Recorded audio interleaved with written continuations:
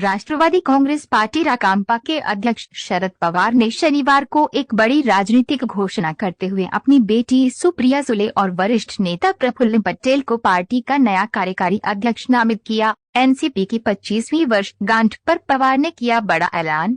पवार ने नई दिल्ली में आयोजित पार्टी के मुख्य रजत जयंती समारोह में अजित पवार सहित शीर्ष अधिकारियों की उपस्थिति में ये घोषणा की। घोषणा के तुरंत बाद अजित पवार ने प्रफुल्ल पटेल और सुप्रिया सुले को बधाई देते हुए ट्वीट किया।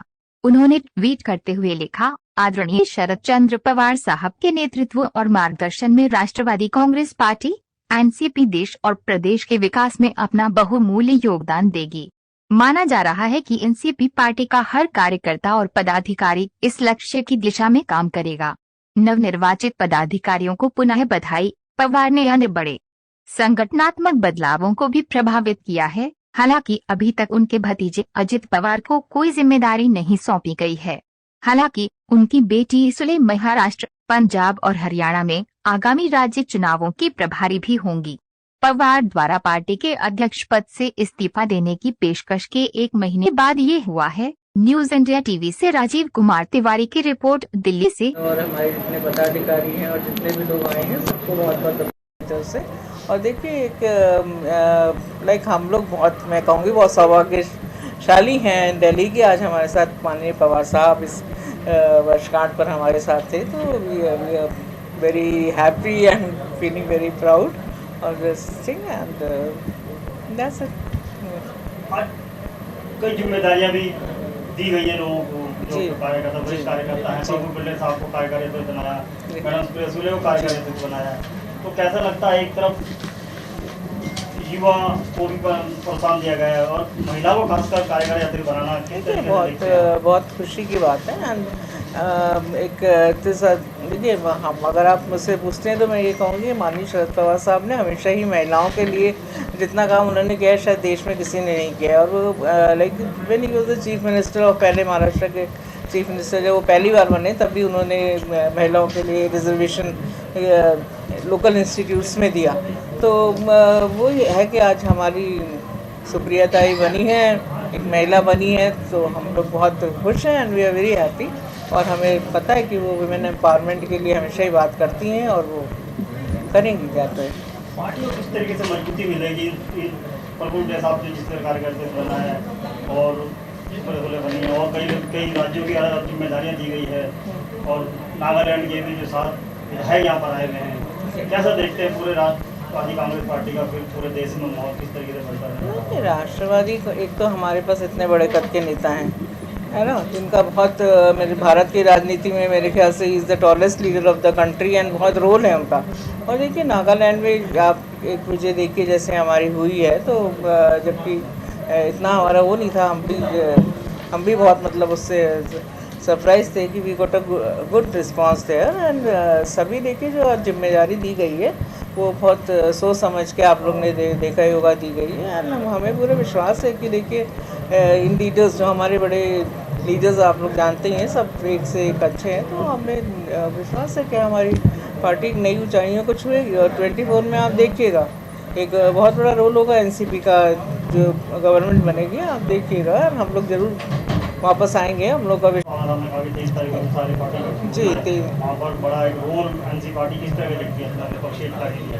विपक्षी एकता के लिए हमें पूरा विश्वास है। जैसा कि आप देखिए बीजेपी इस समय किस तरह घबराई हुई है, जिस तरह की वो बीजेपी राजनीति कर रही है इस समय, द पॉलिटिक्स ऑफ पोलराइजेशन, उसको आज हर व्यक्ति समझता है। और कोई भी जिस तरह से आप देखिए महाराष्ट्र में अभी थोड़े दिन पहले इतने दंगे हुए हैं, इस तरह का माहौल होना देश में एक लोकतंत्र और संविधान के बचाने की लड़ाई है, तो ऑपोजिशन सारा यूनाइट हो रहा है। और मुझे पूरा विश्वास है कि ऑपोजिशन यूनाइट हो रहा है एंड 24 में वी विल बी बैक। कार्यकर्ताओं का संदेश देंगे आप आज के माहौल को? कार्यकर्ताओं को जो संदेश हमें बड़ी नेताओं ने भी दिया है, जी बिल्कुल। और एक देखिए एक जो भी हमारी टीम बनी है उसमें अनुभवी लोग भी हैं और युवा लोग भी हैं, and this is the basic combination जो होना चाहिए एक्चुअली। केवल युवाओं को प्रोत्साहन देना या केवल अनुभवी लोग ही हों और युवाओं का प्रोत्साहन ना हो, तो ये एक बड़ी बैलेंस जो भी जिम्मेवारी दी गई है, अगर आप ध्यान से देखेंगे तो आपको लगेगा कि it is a very balanced team.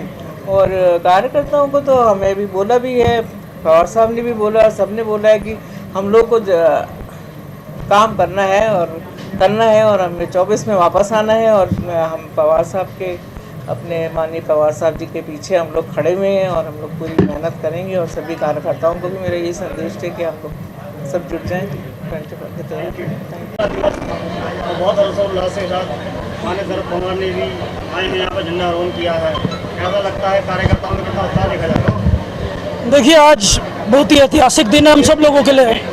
25वां स्थापना दिवस और इतनी महत्वपूर्ण घोषणा आज पवार साहब ने की। पार्टी को आज 2 कार्याध्यक्ष मिले, सुप्रिया ताई और प्रफुल्ल पटेल साहब के रूप में। पार्टी के सभी कार्यकर्ता बहुत उत्साहित हैं।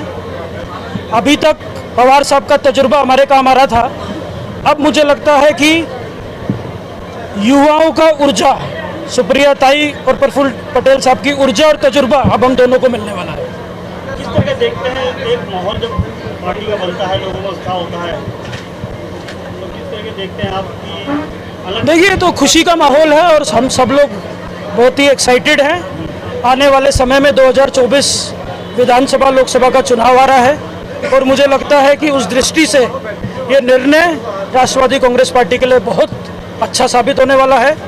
संगठन में हम अभी भी बहुत मजबूती से हैं। मुझे लगता है इन दोनों कार्याध्यक्ष के नेतृत्व में राष्ट्रवादी कांग्रेस पार्टी और ज़्यादा मजबूती से आगे बढ़ेगी। अभी नागालैंड के 7 विधायक जीत के आए हैं, आपको क्या लगता है और प्रदेशों में भी आप अपनी जगह बना लेंगे? बिल्कुल, धीरे धीरे शुरुआत हो गई है। नागालैंड से हमारे 7 विधायक चुन के आए हैं। आने वाले समय में जहाँ जहाँ पे चुनाव होगा, राष्ट्रवादी कांग्रेस पार्टी पूरी मजबूती के साथ अपने संगठन के साथ उतरेगी और नागालैंड जैसा रिजल्ट हम लगभग हर प्रदेश में एक्सपेक्ट करेंगे। पटेल साहब को कार्यकर्ता बनाया, मैडम सुप्रिया सुले जी को कार्यकर्ता बनाया, क्या देखते हैं महिलाओं को कार्यकर्ता बनाना? प्रफुल्ल पटेल साहब बहुत पहले से संगठन के साथ देखिए, प्रफुल्ल पटेल साहब सीनियर लीडर हैं, उनको जिम्मेवारी मिलना स्वाभाविक है। और बात करें सुप्रिया ताई की, सुप्रिया ताई हमारी पार्टी तो महिला नेतृत्व के लिए ही जानी जाती है, महिला सशक्तिकरण के लिए जानी जाती है। और ताई जैसा नेतृत्व अगर हमको मिलता है तो मुझे लगता है युवा, महिला, विद्यार्थी सभी विंग और ज़्यादा मजबूती से काम करेंगे। महाराष्ट्र में जिस तरह का माहौल बना हुआ है, हर राज्य में जिस तरह का माहौल बना हुआ, पीछे मणिपुर का देखो, कहीं भी देखो, तो किस तरह के देखते हैं विपक्ष जो इस टाइम मौजूदा सरकार है, किस तरह का माहौल बना के चल रही है?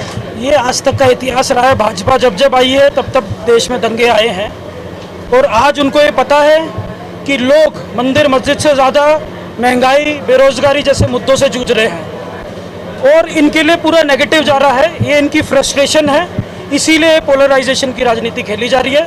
लेकिन जनता, ये जितना भी मंदिर मस्जिद की बात करेगी, जनता महंगाई और बेरोजगारी के मुद्दे पे इस सरकार से जवाब करेगी। और 2024 चल रही है, ये आज तक का इतिहास रहा है। भाजपा जब आई है तब देश में दंगे आए हैं और आज उनको ये पता है कि लोग मंदिर मस्जिद से ज़्यादा महंगाई, बेरोजगारी जैसे मुद्दों से जूझ रहे हैं और इनके लिए पूरा नेगेटिव जा रहा है। ये इनकी फ्रस्ट्रेशन है, इसीलिए पोलराइजेशन की राजनीति खेली जा रही है। लेकिन जनता, ये जितना भी मंदिर मस्जिद की बात करेगी, जनता महंगाई और बेरोजगारी के मुद्दे पे इस सरकार से जवाब करेगी और 2024 में इनको साफ करेगी। आदरणीय पवार साहब ने 23 तारीख की जो बात करी, बिहार में जो एक पूरा विपक्ष एकता की जो बात हो रही है, तो पवार साहब ने अपनी तरफ से बहुत महत्वपूर्ण बात कही है कि हम उसमें पार्टिसिपेट कर रहे हैं और आगे भी कार्य करें, हम मिलकर काम करेंगे। तो क्या देखते हैं विपक्षी एकता जब मजबूत होती है? विपक्षी एकता की जब भी बात आती है तो सबसे पहला नाम शरद पवार साहब का आता है। ये सब लोग जानते हैं, उनके out of political line relations बहुत अच्छे हैं और अगर विपक्ष को एक करना है तो पवार साहब के ऊपर महत्वपूर्ण जिम्मेवारी दी जानी चाहिए। बिना पवार साहब के विपक्षी एकता का कोई मायने नहीं है।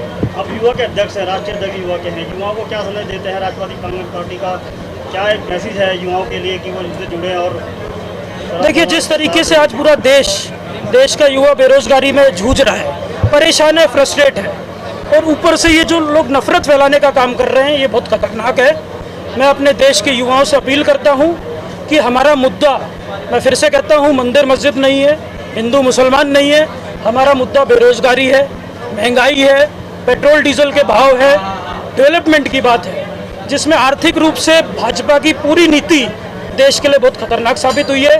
कल को हमें डर है कि हमारी स्थिति श्रीलंका और पाकिस्तान जैसी ना हो जाए, तो इसलिए अब जरूरी है युवाओं को आके अपने अधिकार की मांग करनी चाहिए और 2024 में अपनी वोट पावर भाजपा सरकार को दिखा देनी चाहिए।